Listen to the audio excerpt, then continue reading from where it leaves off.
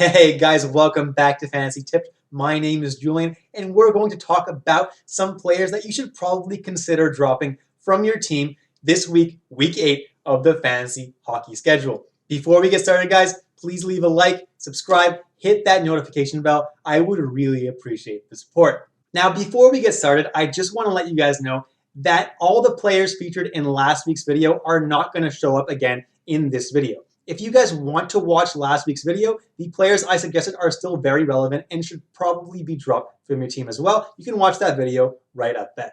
Without further ado, let's jump right into the drop list. So first on the list, guys, is William Karlsson, Vegas Golden Knights, 50% owned. And to me, he's not really worth owning at that ownership percentage anymore because he's now not on that top power play anymore. Chandler Stevenson has taken his spot on the top power play.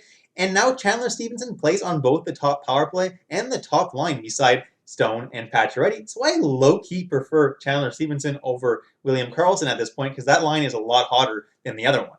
Next is Drake Batherson, Ottawa Senators, 48% owned, and he had an incredible 6-game stretch where he scored 7 goals and did not have a single game in that 6 that he didn't score a goal. That was awesome. But since then, he hasn't scored a single goal in 5 games and has a 4-game pointless drought. That was bound to happen as he's not that crazy elite player that his numbers were showing, but he's not super bad either. So if you're in a deeper league, hold on to him. But if you're in a shallower league, there's no real reason to hold on to Drake Batherson right now.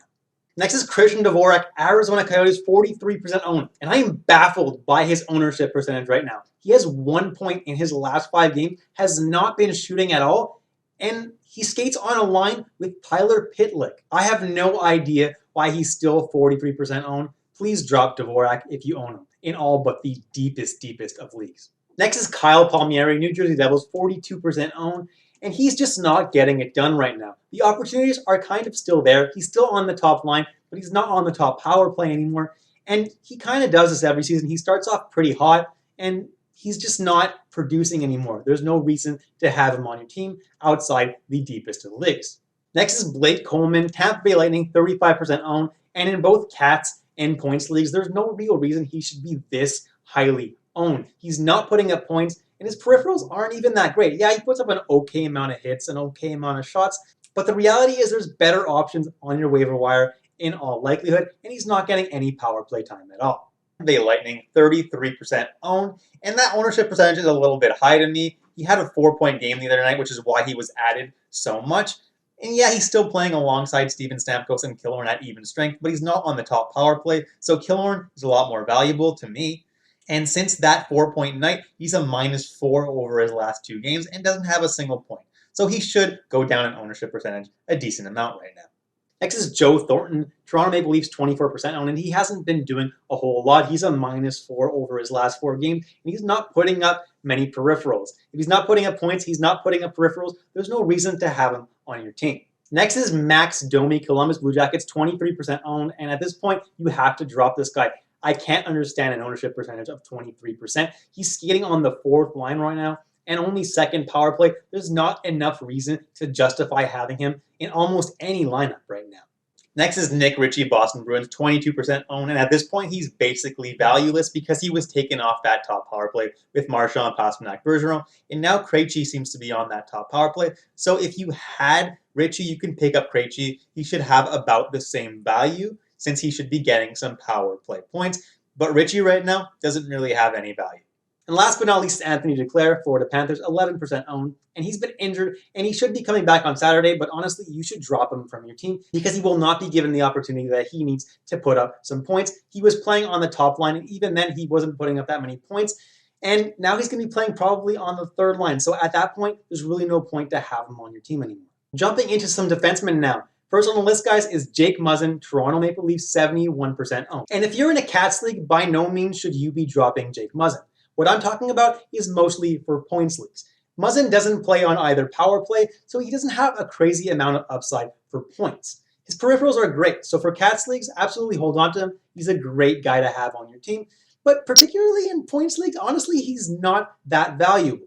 Next is Ryan Ellis, Nashville Predators, 56% owned. And I absolutely would not drop Ryan Ellis. I have it here because I think you should trade Ryan Ellis. He's going to be missing the next 4 to 6 weeks. So if you have the room on your IR, put him there, that's fine. Personally, I had Ryan Ellis and I already had a very full IR, so I didn't know what to do. What I did was I traded Ryan Ellis. I traded him for Ryan Suter.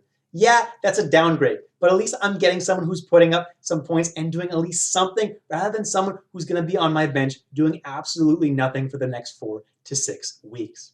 If you're like me and you don't have the IR space for Ryan Ellis, look around your league and find someone who does. Make a trade with them. Next is Mackenzie Weegar, Florida Panthers, 27% owned, and I cannot justify an ownership percentage of 27%.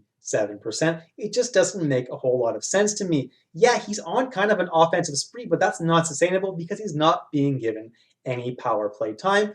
I guess you can ride him while he's hot if you're in a deep, deep league, but honestly, I don't see this lasting a whole lot longer. If you're in a categories league, his hits and shot totals aren't terrible, but there are probably better options out there. Next is Justin Schultz, Washington Capitals, 24% owned. He's just not been playing very well. He never deserved to be this highly owned. He was only added in bulk because Washington was going through a COVID scare at the time, and Schultz was playing on the top power play, so he produced. At this point, he doesn't really have any value. The only thing that he has going for him is that he shoots an okay amount, maybe twice per game, which is still not even that great. Last but not least is Ty Smith, New Jersey Devils, 22% owned, and he was really, really, really unsustainably hot to start the season. He did very well. A lot of people added him, but he's coming back down to earth right now, and he's not getting top power play time anymore, so there's really no reason to keep him on your team because his peripherals kind of suck as well. Jumping into some goalies now, first on the list is Chris Driedger, Florida Panthers, 55% owned, and it looks like Bobrovsky's kind of stolen the crease again in Florida. Now, Driedger, in his last 2 games, he lost them and didn't play all that great, whereas Bobrovsky has won his last 3 games. So if you're a Driedger owner and for some reason Bobrovsky is available on your waiver wire, I would highly suggest adding Bobrovsky. And at this point, if you're in a shallower league, you can probably drop Driedger. If you're in a deeper league, I would hold on to him just a little bit longer just to make sure Bobrovsky doesn't choke again. Next is Braden Holtby, Vancouver Canucks, 44% owned, and I know I had him on last week, but I had to put him back again this week because honestly, Holtby's not worth owning right now. Demko has been playing so much better, so if Demko is available, scoop him up as fast as you can because he will not be available for much longer. Holtby is a pretty safe drop at this point. Next is Mikko Koskinen, Edmonton Oilers, 43% owned. I also had him on my list next week, but it looks like Mike Smith is continuing to play well, and there's no reason they're going to give Koskinen more starts when Smith is playing really good hockey. Cam Talbot, Minnesota Wild, 37% owned, and I actually had him on my ad list at the beginning of the week. It looked like Talbot and Koskinen were going to split the starts pretty evenly, but Talbot has choked pretty badly in his last 3 starts, and Kakinen's been playing great. So right now, Minnesota has no reason to split the games evenly between Talbot and Kakinen. If you're a Talbot owner and Kakinen is available still, you should probably pick him up, and you could probably drop Talbot in most leagues. If you're a Talbot owner in a deep league, I'd probably hold on to him just a couple more games just to see how that split ends up being and if Kakinen can keep up his hot play. But if he continues to play poorly, he's a pretty easy drop. And last but not least, guys, it's Jack Campbell, Toronto Maple Leafs, 15% owned. And I don't really get the ownership percentage for him. And even Michael Hutchinson, he's owned in 8% of leagues. They're both backup goalies for the Leafs, and Frederik Andersen is healthy. There's no reason either of these guys should really be owned in any leagues. All right, guys, you've reached the end of the video. Thank you so much for watching all the way through. I really appreciate it. Please leave a like, subscribe, hit that notification bell, leave a comment, ask me a fantasy hockey related question. I'll be happy to answer you. Until next time, guys, stay safe, stay healthy, and I'll catch you in the next episode of Fantasy Tipped.